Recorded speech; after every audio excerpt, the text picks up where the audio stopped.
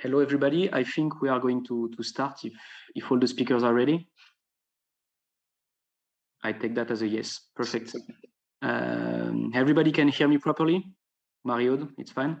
Yeah, thanks. Okay, great. Perfect. Well, thank you very much, everybody, for attending this webinar today.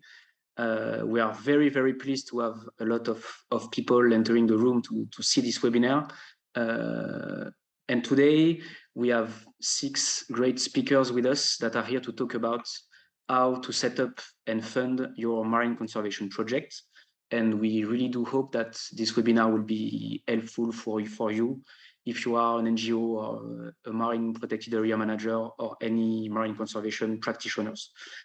Before starting, I'm going to talk to you about different technical points that I want to share. This webinar will last 1 hour. It will be divided into 3 main parts. After each part, we will take some questions to ask to the speakers. And at the end of the webinar, if we have time, we will also ask additional questions. So you can ask questions directly in the chat, in English or in French. And if we don't have time to answer to your questions during this webinar, the idea is that we will answer to you by email directly and personally. This webinar is also recorded. We will upload it to YouTube after the webinar in the coming days. So feel free to see it again and to share it with your colleagues, your friends, anybody that can be interested in the topic. This webinar, all the speakers will be speaking in English, but if you want to listen to it in French, we have a great team of translators doing the translation work live in French. And if you want to switch to the French channel, you have a little circle at the bottom of your screen, and you can click on it, and you can choose to listen in French. Am I forgetting any technical point? I don't think so. And so we can move now to the webinar itself. So this webinar is directly linked to a guide, a specific chapter of a guide, a practical guide that BlueSeeds will be releasing soon. So BlueSeeds will be releasing a chapter on fundraising strategy for marine conservation projects. And this chapter is part of a bigger practical guide that we released 1 year and a half ago now, and that is related to financing mechanisms for marine protected areas and for marine conservation practitioners. The idea of this guide is to provide useful tips and step-by-step methodology to implement different financing strategy. And today, we will talk about how to implement a sound and effective fundraising strategy. And I will leave the floor to Mario Semelin, who is the Director of Operation at BlueSeeds, and will talk to you a little bit in introduction about the needs for fundraising in marine conservation. Yes, thank you, Guillaume. I would like once again to welcome all of us for following and attending this webinar. So the purpose it's try to help you to set your project and also to manage to grant them. Let's say that fundraising it's a mandatory task for all of them. More and more fundraising and setting a project are interlinked, and at least for the first step we have to do to new donors, we have to present at least a big or a small project. What I would like to share with you as an introduction today is that rather than consider fundraising as a painful task, because most of the time we are considering fundraising as something difficult, I would like to invite you to consider fundraising as a big opportunity for your organization and for the future of your organization and developing projects. Even for the day-to-day business and management task, you will find at one point, looking at your own organization to the donor willingness, a common point that will help you to set your project and to grant it. Why is an opportunity? I will just some key example, and then I will let the floor to our guests and to the other participants. First of all, because it's challenging. So when something is challenging, we do the best. Why? Because what you propose to a donor should make sense. So you are testing your own strategy, your DNA, and this is something super important for your organization. Then you have to clarify your position to find your own place, and fundraising helps you to do that. You aim to strengthen your partner relationship because most of the time you are not setting a project alone by your own. And maybe finally, it's let you open to new perspective because you have your first idea, and then by sharing it by donors or by institutions that are looking and they have their own purpose, you're re-challenging sometimes your own positioning. So what is the most difficult, and I hope this chapter and the guide will help you on that, is like, let's say in a love story, it's the first rendezvous. And now here, it's the first project. So when you get the first project, then you have to love it and also to capitalize on that. So this presentation, we once again help you, and we hope to set the project and to go to this final capitalization thanks to the different, let's say, a contribution from our guests and partner. So thanks, Guillaume. Floor is yours once again. Thank you, Mario. So yes, as Mario said, fundraising is really a key component of your overall financing strategy. And this is what we want to discuss today in this webinar. And this is also what we presented into our new chapter on fundraising that will be released tomorrow. And the idea of this chapter, and then I will leave the floor to the speakers because you must be tired of hearing me now. So really this chapter is about providing a step-by-step methodology to any marine conservation practitioners. And we try to really focus on practical tools and also tips and feedbacks and experiences from people from the field and also from donors. We have 5 experts that are presenting some tips and experiences in the guide, for example. And really the idea is to propose you something that is as useful and as easy to read as possible.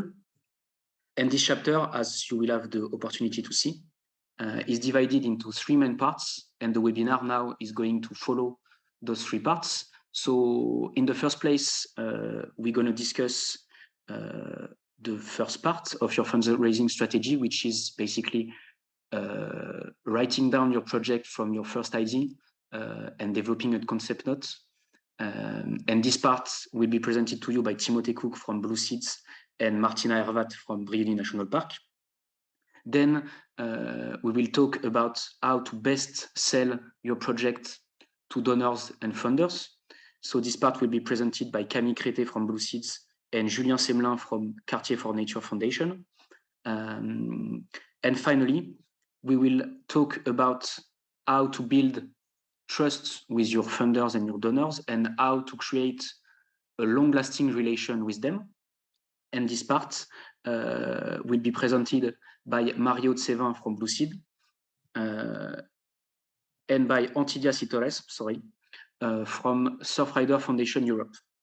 And now I am done talking and I will leave the floor to the first speakers, who are Timothy and Martina. Thank you, Guillaume. So this first short session is about defining your project, writing your project that you will deliver to your funder. And so this part of the chapter should give some guidelines, some steps to do this. And so step 1 is basically and obviously bringing your project to life by identifying your funding needs and choosing an area of intervention. Next slide, please, Guillaume.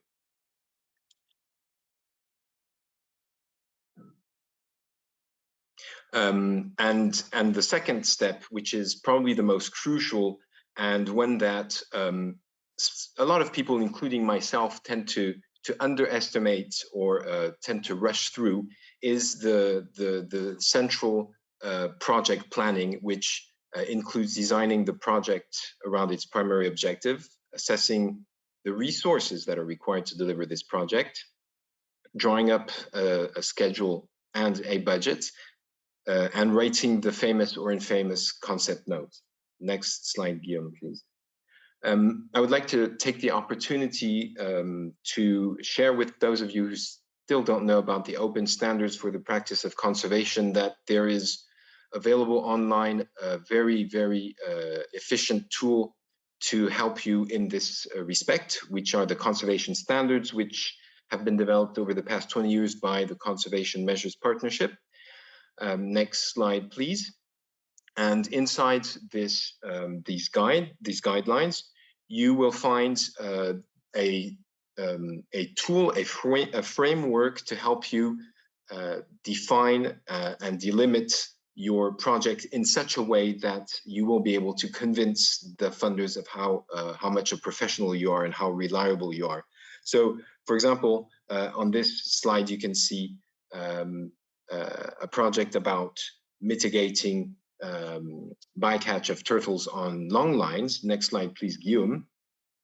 And what you need to get to your funders is show them that you have been able to think through your entire project from the strategy that you want to implement, yellow on the left, all the way to the target species or habitat, marine turtles on the right, and that by following a theory of change with all the information including the chain of results, you will be able step by step to go from that strategy and reach your target and reduce the threat to that target.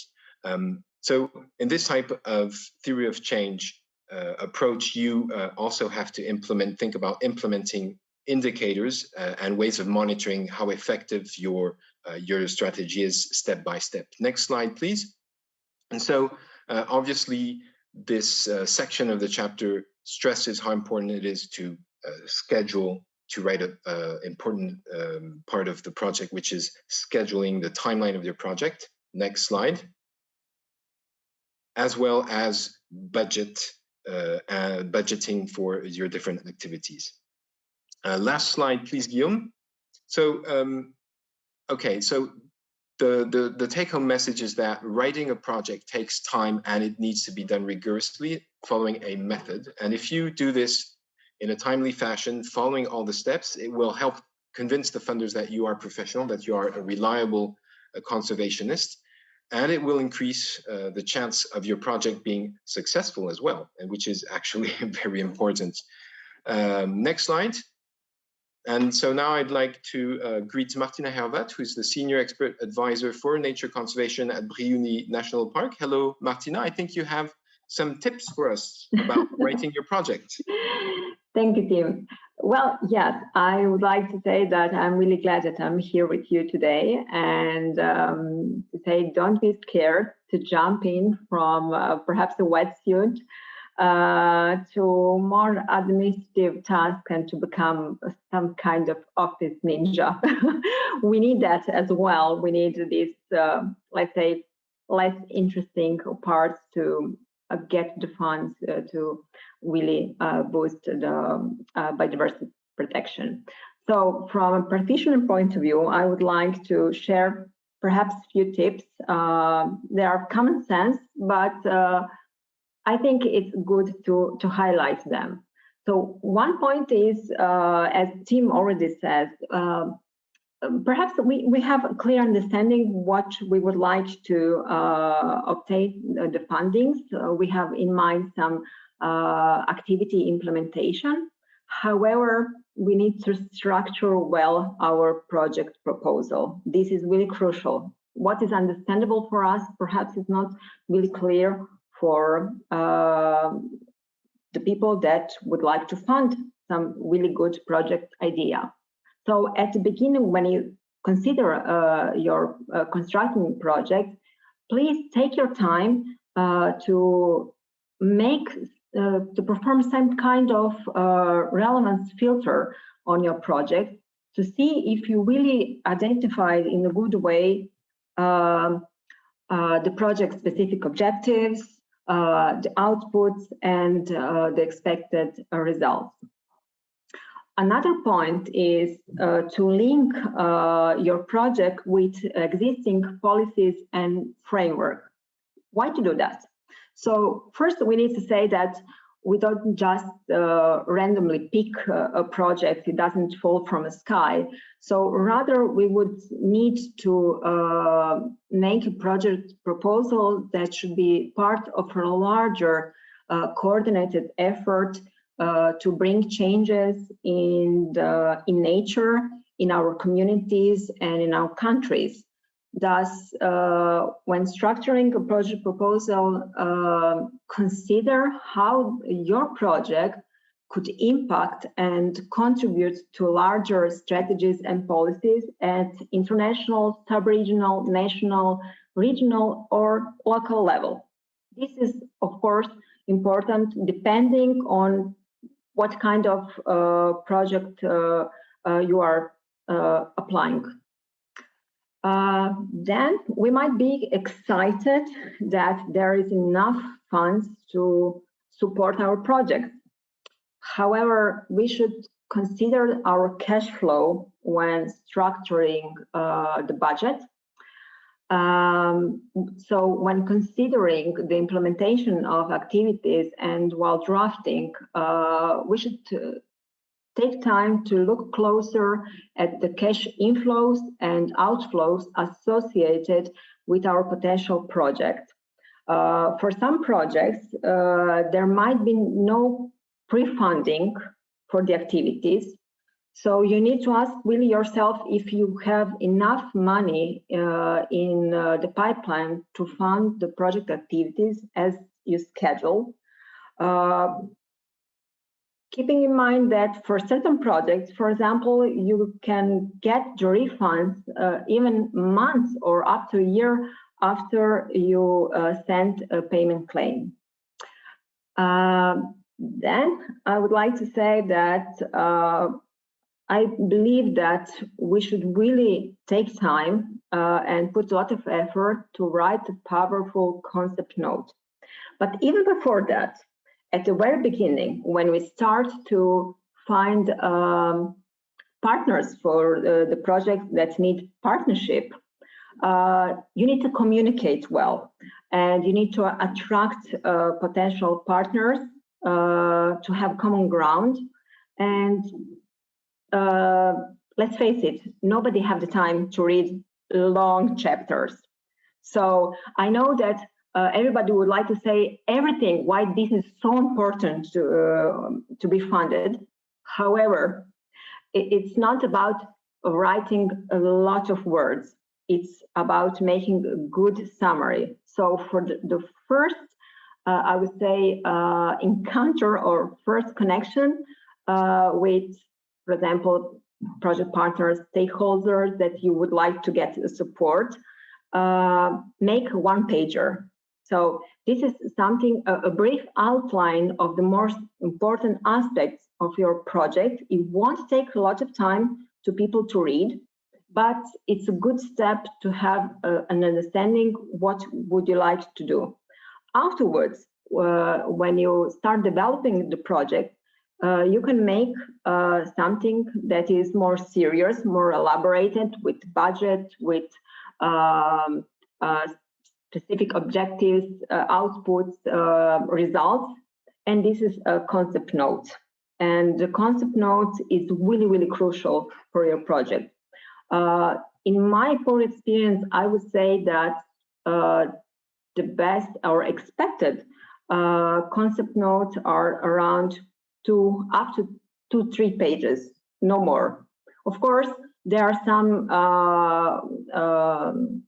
grants that when you apply that you need to make perhaps 9 pages, but usually what is expected is around 2-3 pages. So take your time for that. I would advise you, what is clear to you, it's not clear to others. So it would be good to have a briefing in your team and really to try to structure between you a good concept note.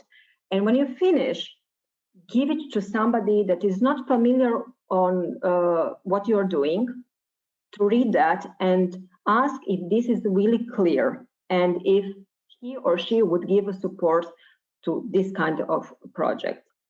Martina, and at the end, yes. Yeah, thanks very much. Yeah, this is all really interesting, and thank you so much for the tips. We're gonna soon run out of time. I see you wanted to share perhaps one last point. Plan well in advance. You've written on the slide. Only that.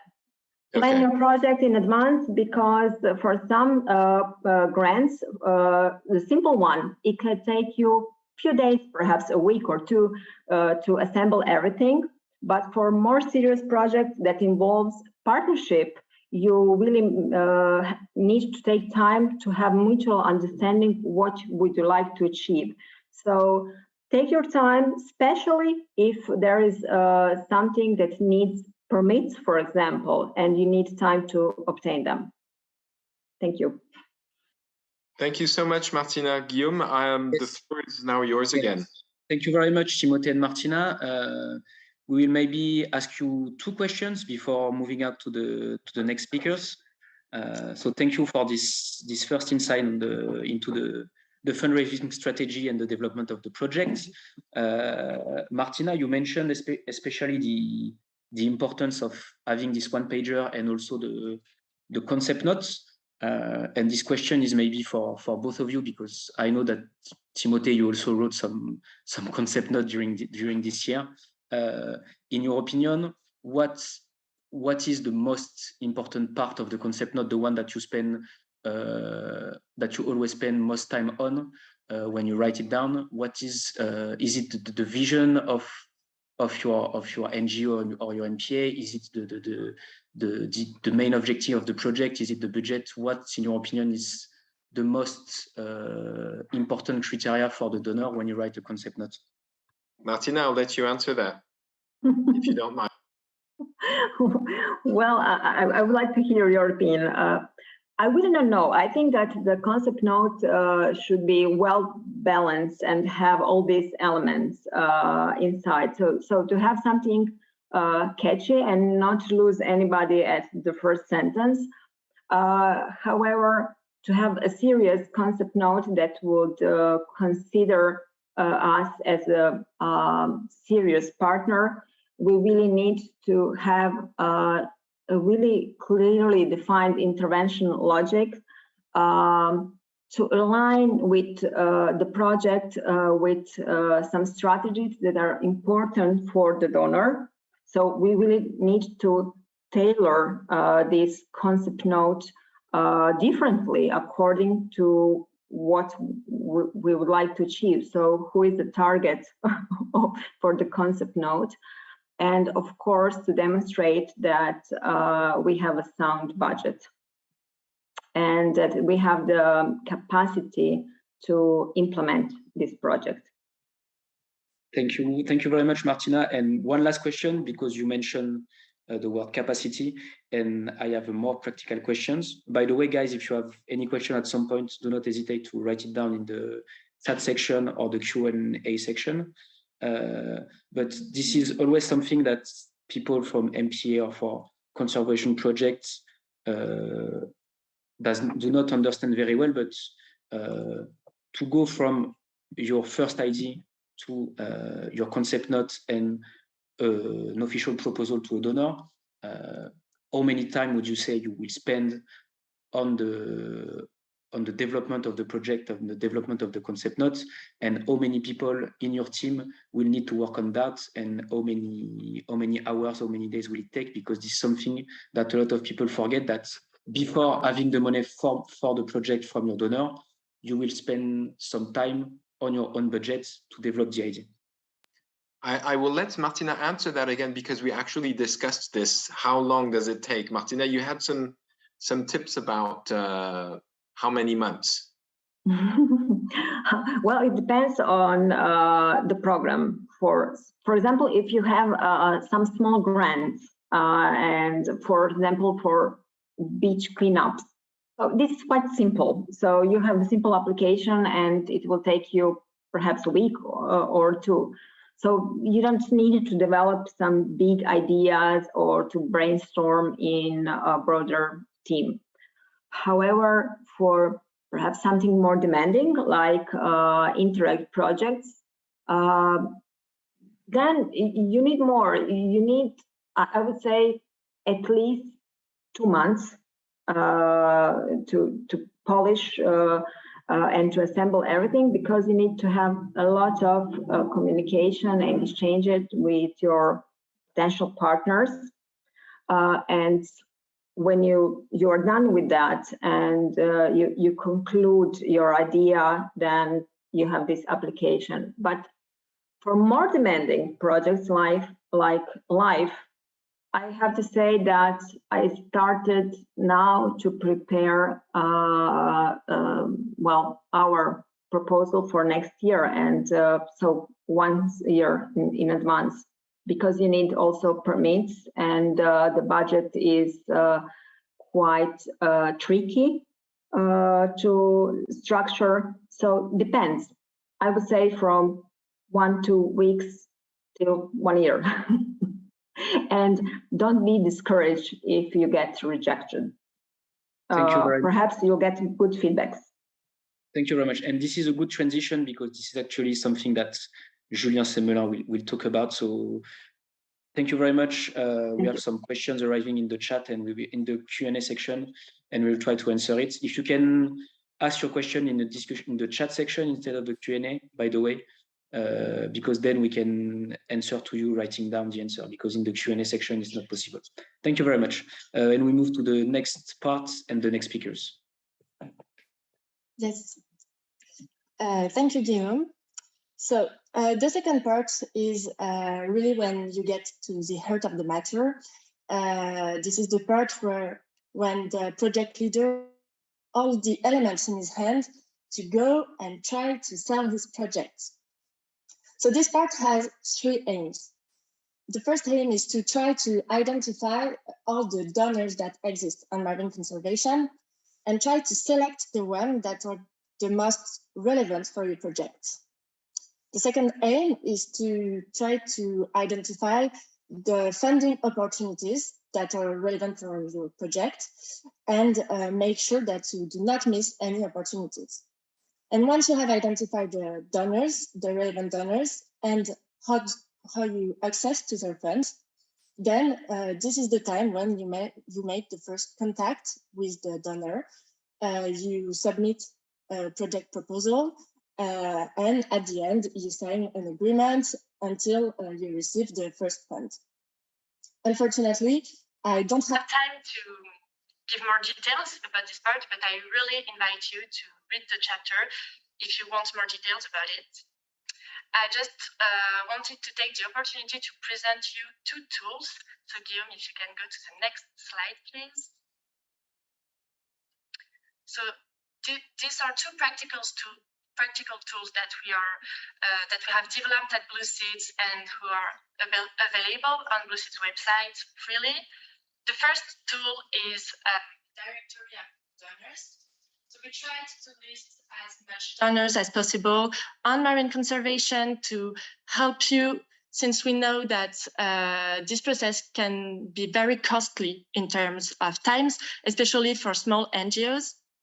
So this directory gives you information about the geographical scope, the eligibility criteria, so all information that the NGOs will try to have to identify when looking for new grants.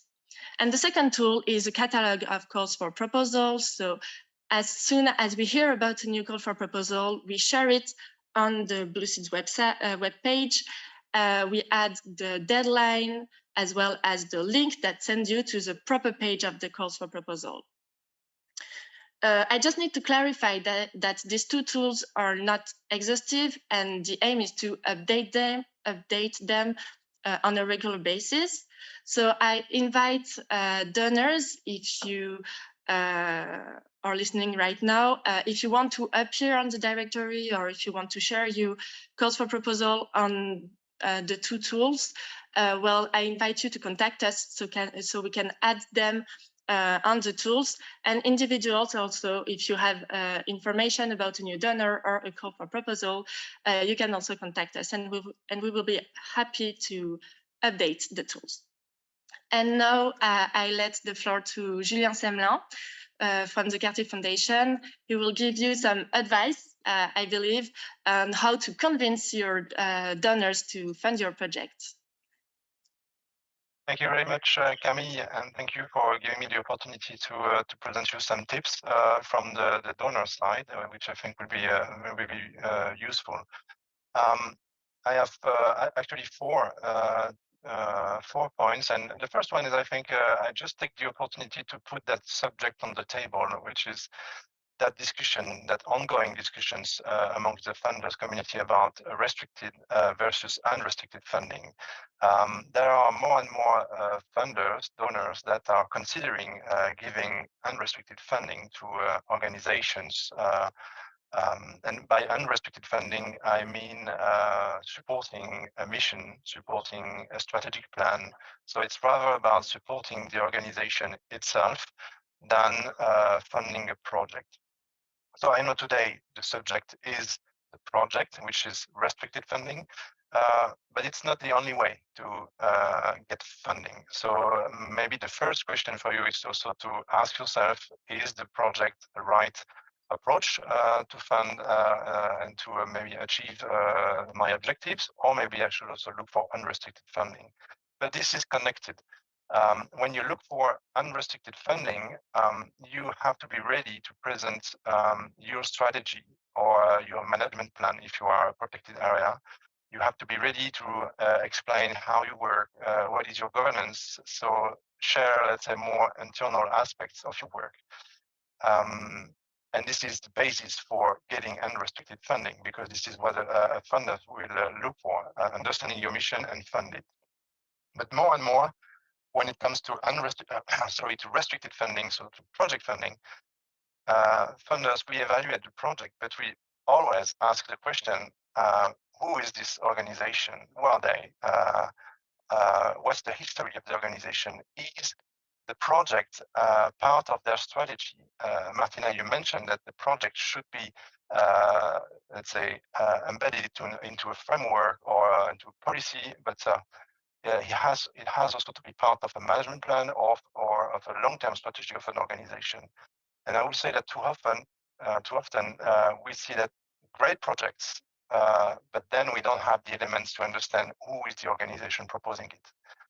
So I really encourage you to, when you submit a project, also make sure you have all the elements in hand. You have a clear strategic plan, you have a clear mission, and which, let's say, make the donors confident in supporting you. So that's the first point.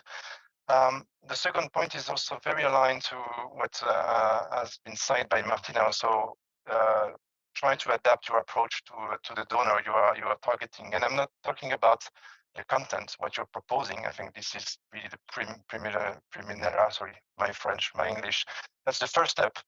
But you have also to clarify what's the approach for that donor, for that foundation. Some foundation, maybe they would like to receive very detailed proposal in the mailbox, but maybe some of them, they just want to read one page maximum. And then they will invite you for a follow-up conversation. Maybe some other foundation, they just would like a first conversation with you, and then you will be invited to develop a project. So just make sure you are really proposing what is expected from the foundation of the donor. Don't send a 40-page fully developed project document to a foundation that maybe will not read it. So, and don't waste your time to do it. So just do your research and be sure that you are sending what is expected from the foundation, because we all know that it takes time. It's a waste of time if you just do the wrong thing. The third point is also the funders community, and especially the foundations, they know each other. There is a community of foundations. So when you are contacting one foundation, you're sure that the foundation will contact other foundation. They will investigate. They will do their due diligence just to understand who you are. If other foundations already supported you in the past, or if other foundation have heard about your work. So when you are contacting one foundation, just understand that you are finally contacting a group of foundations. So it's important. You have to be open and transparent on your fundraising process, and don't hide that you are also contacting other foundations. I think there's no reasons to hide it. But also, what Martina said is also, if you receive a negative response, it doesn't mean that it's the end. It's a dead end. Maybe the foundation you've contacted will forward your application to another foundation, saying, "Oh, maybe that's not for me, but I'm sure it will interest another foundation." So there are chances that your project, your application circulates amongst the community of foundations. And finally, the last point, I think it's something that I'm sure you heard about it many times, but I think it's worth repeating it. Be realistic about your impact. I'm glad that, Timothée, you mentioned the conservation standards, and too often I also receive projects where the impact is finally a workshop, a training, another study.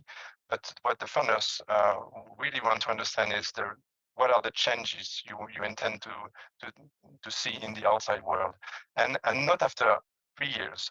We all recognize that in the marine environment, you won't save a specific species in 3 years. It would take 10, 15, 20 years.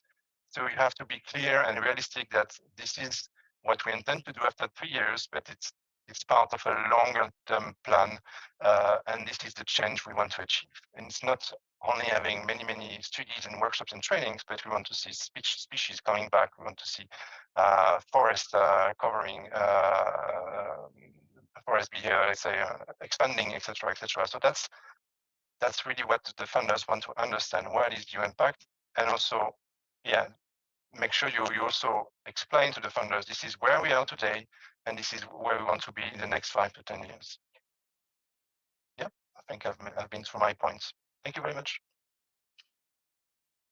Thank you very much, Julien, and also Camille. It was really interesting to have the point of view from the donor side and to have another perspective on the topic, because most of the time the people from the conservation world and people from MPA, they don't always have this point of view, and they always tend to see the donors as unreachable people that they can not always have a transparent conversation with. So it's good to have this point of view and to understand that. Maybe I have 2 quick questions for you guys before moving to the next parts. A question to Camille and then a question to Julien.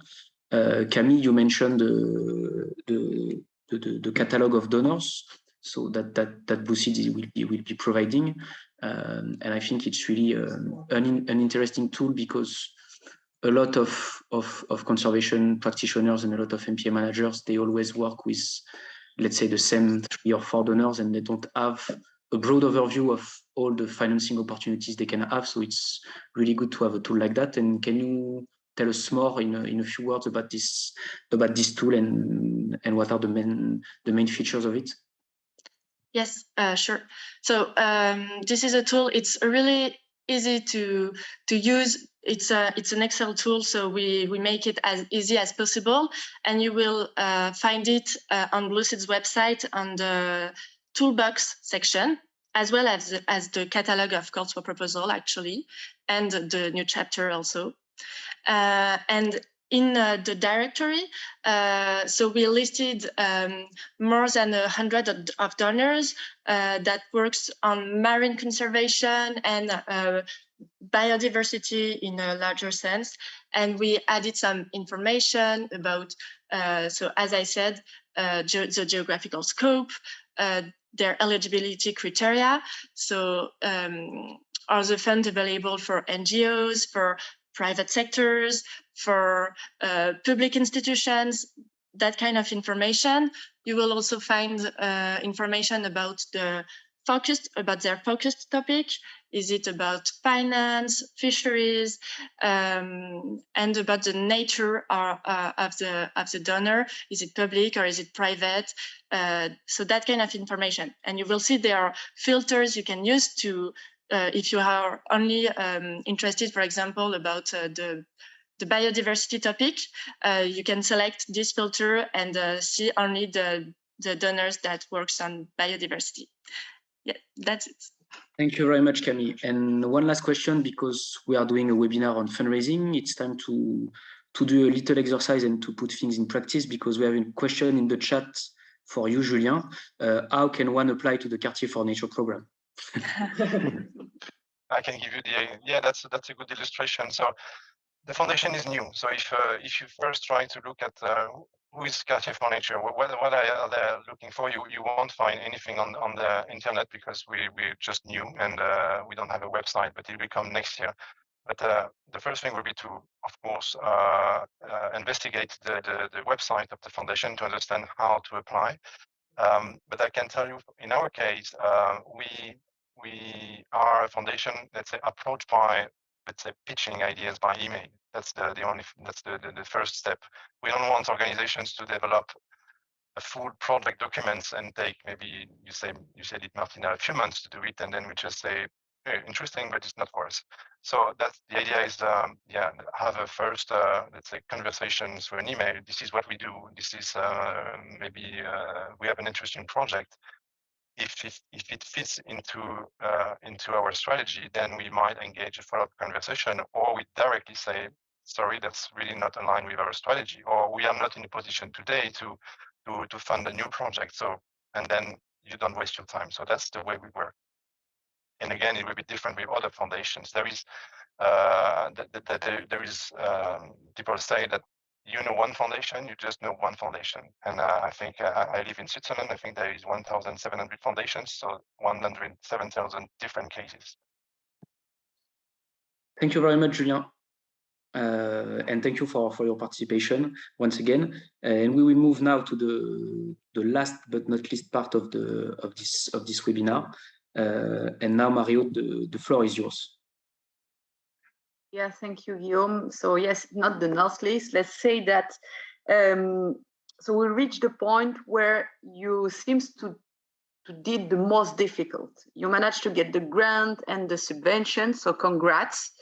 But it's at that point that you start drawing and designing the follow-up and the future also of your next grants.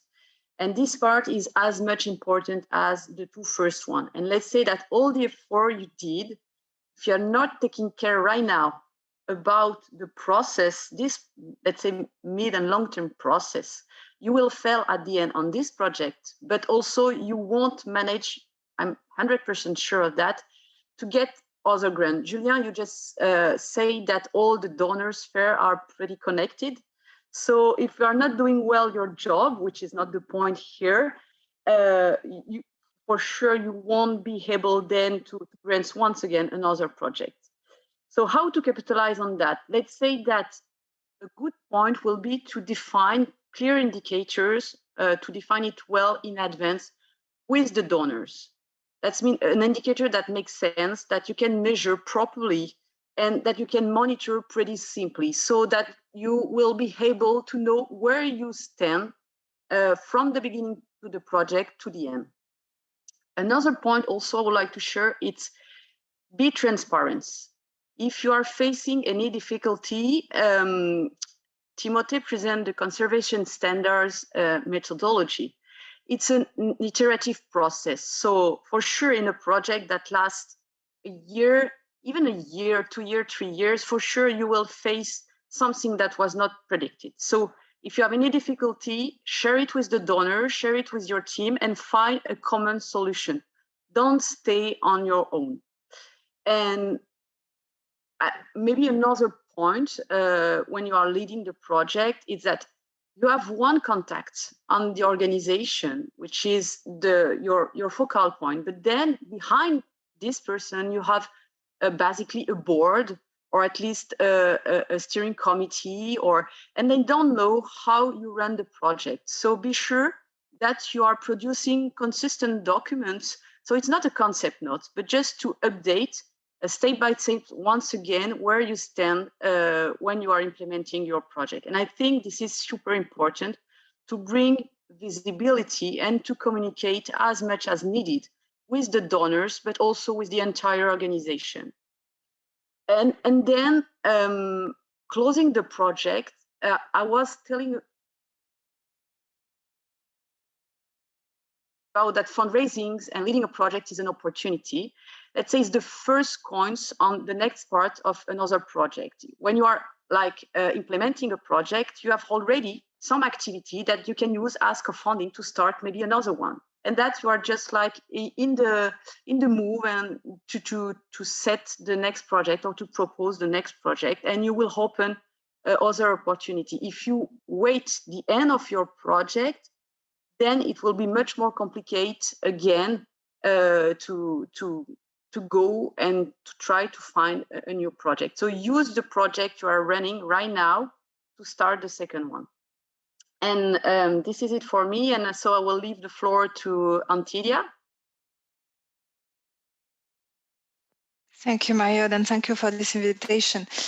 I just want to start with a global remark. This is about continued dialogue between several partners, funders, application. We are here to have this dialogue, to progress together. So it's not just asking a funder to have money to do something. It's to do something together and to build it together and to achieve it together. So this is about what is a project, and it's a common project. If it became a common project, the fact that you have convinced the funder, and if you have convinced the funder, I imagine that it's because the why of your purpose is very clear. And I want to underline that point. If the reason why of your project, that is a big beginning of everything, is really coherent from the beginning to the end, it will lead you to the success, because it will be clear for you, it will be clear in your explanation, it will be clear in your implementation, and then in your results you want to achieve. And of course, you have to be coherent with those goals, with the strategy, and with the DNA of your structure. All of these are key aspects of the project. Who you are is supposed to reflect your objective, to reflect the strategy. If you are two people to do something that is really big, maybe you are not enough to do it, and you have to adapt your project or to describe it or to find other funders to make it, or maybe to revise it with several phases.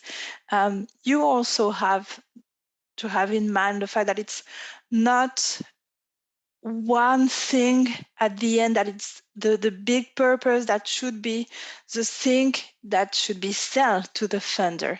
Maybe you have the first little step and the first little success, and then the other step, and you will have several projects, but a unique goal. The other point is, in this dialogue, of course, you have this why that should be quite coherent and the same one, but the how can change. And I think that it's also important to say how it can change. It can change due to the context. We have a really good example with the BMED Coalition, for example. We started a project in 2018 with 3 countries, with Lebanon, Albania, and Tunisia. And then we have the COVID, we have a big crisis in Lebanon, and we have then this explosion in Beirut. So we have to adapt. We have to listen to what's happening with the partners, with the funders, and to take the best tools to make this adaptation, and also to be, and you said it, Julien, to be transparent with the donors or with the other partners that maybe you don't really know what will be happening, or maybe this risk wasn't evaluated at that stage, but now you know that risk and you will be adapting. So nothing is finished after you do your application. It's just a starting point. And then you will listen to this signal from the context, from the environment, from the politicians, for example, from the donors, for other partners, because one brain is really good, but have also several brains around the table and brainstorming. It's really helpful to have this progress and to have this feedback to adapt your project. What is also really important, most of the time when we plan a project and want to consolidate it, we look at the calendar, we do retro planning, we try to evaluate the time we will do for the operational things. But most of the time we forget about make a step aside and evaluate what is going on. Is everything going on? Are we achieving what we have planned, what we were planning to do? Are we on such a delay? Do we have to adapt? And do we have the time to adapt, or maybe to postpone something, or to abandon something, or to change the actions? And take the time to make this balance, to make this analysis, and not at the end of the project, but during the project. It's really helpful for you to be sure that you will be achieving and not be here like with a delay of 6 months without giving any signal to your funder, with your partners, because you're not alone. So this is also really helpful to plan time, just to have this look in the mirror and say, well, we are okay, everything is safe, and communicate that things to the donors, but also to the other partners. Because if you are at the head of the project, most of the time you're not alone, include for a beach cleanup, you will be coordinated people, telling what's happening, what will be happening, what will be the next step. So you are the master of the time. And being this master, you need to communicate to people and to be in that dialogue. And among that, sometimes you have opportunities. Those opportunities can be a really good opportunity to achieve more, or to develop a phase that you won't be able to develop before, or to facilitate this bigger ambition that you have, that it's your global goal, not just your project.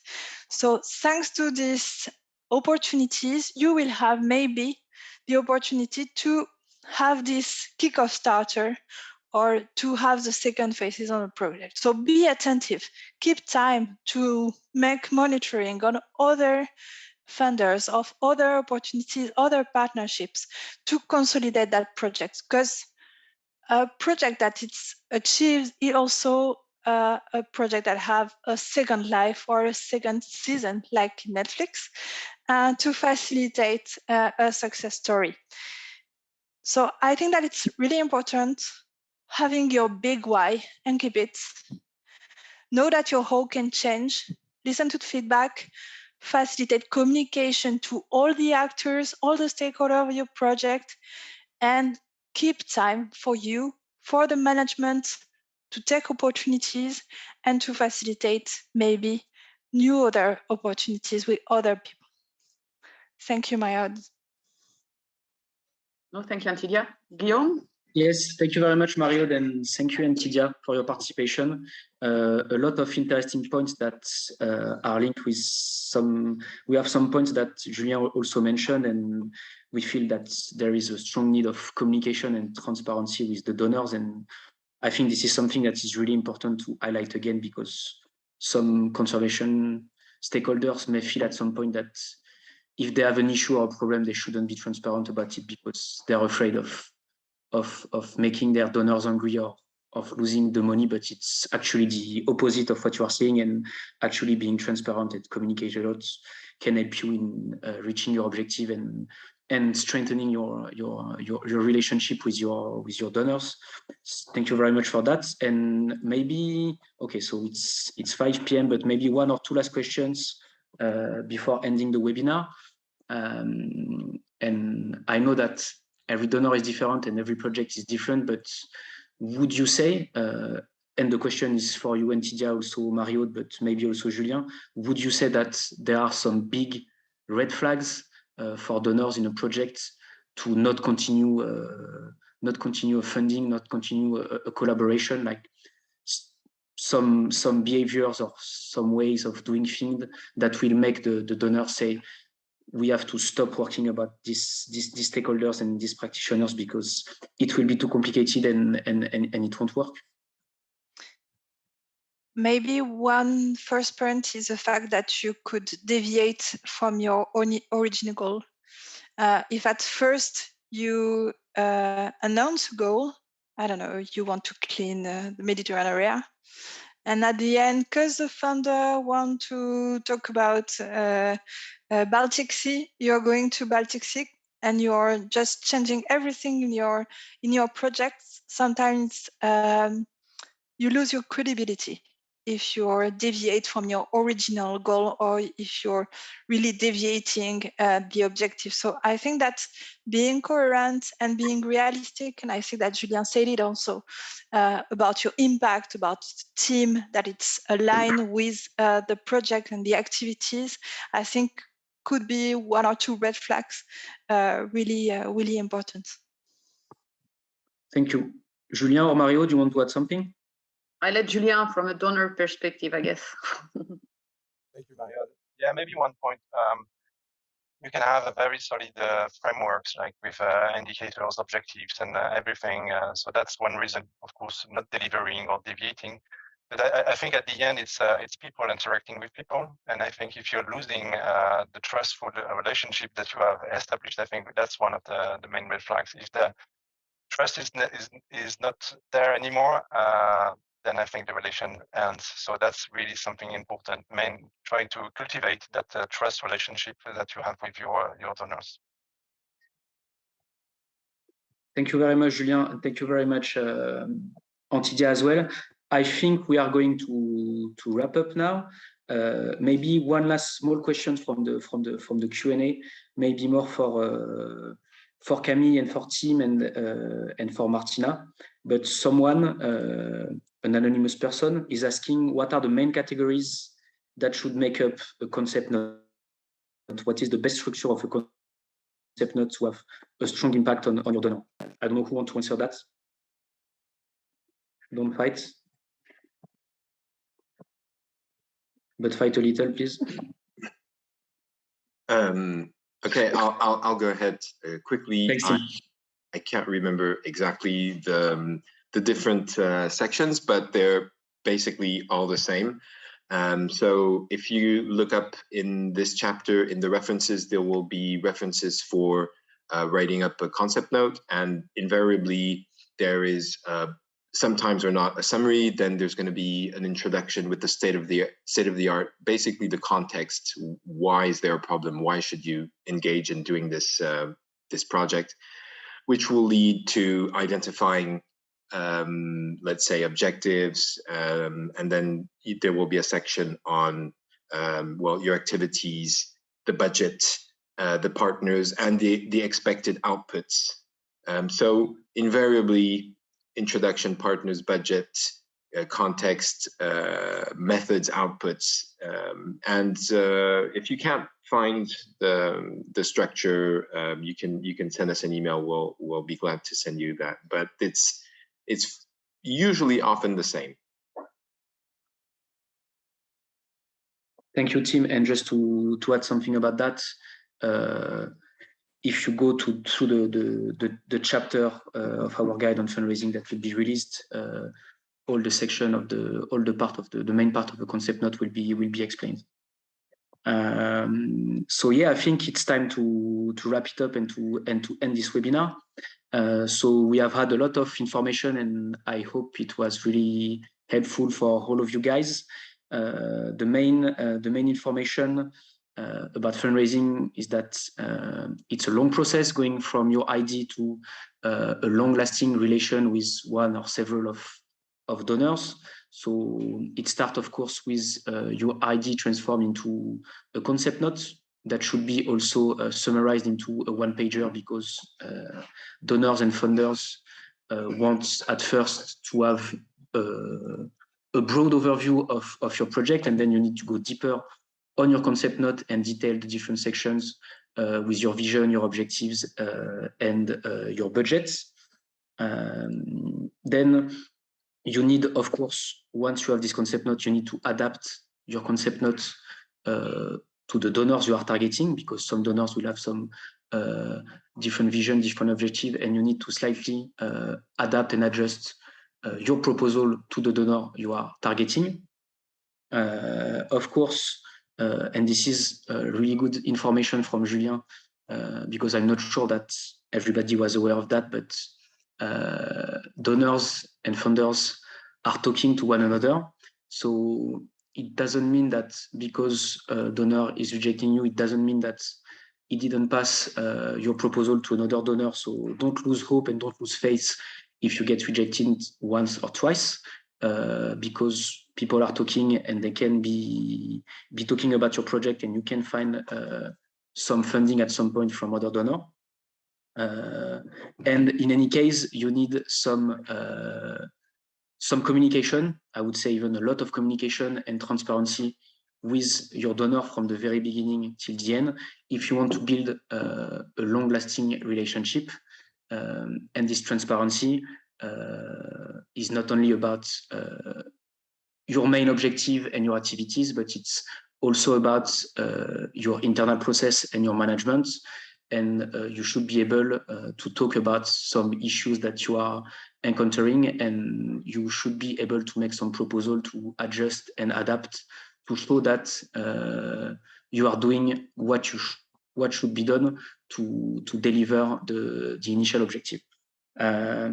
So that's it, I think, for this webinar.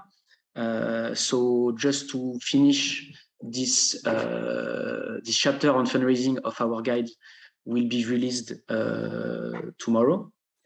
That's it. Thank you, Pierre. And so attached to that, you will have some practical tools that you can find on our website. I want to thank again all of our speakers. So my colleague from BlueSeeds, I will thank you afterwards and hug you, because we are all in the same room. And the other speakers, Julien, Antidia, and Martina, I won't be able to hug you, and I don't know if you would want that, but thank you very much a lot for your participation. I also want to thank the rest of the BlueSeeds team that was with us here to spiritually support us. And of course, I want to thank the technical support that we have. So Guido and your team of translators, thank you very much for your participation. And of course, the MAVA Foundation, because this webinar and the guide that we released on financing mechanism was financially supported by the MAVA Foundation inside the project called MPA No Tech Zone. And I want to thank again the MAVA Foundation for their support, as well as all our Mediterranean partners from the MPA and TZ projects. So thank you very much, everybody. And I hope this webinar was useful for you. And I hope you will all download and read our chapter on fundraising tomorrow. Thank you very much. Have a good end of the day or beginning of the day, depending on where you are. Thank you. Bye. Thank you for the organization.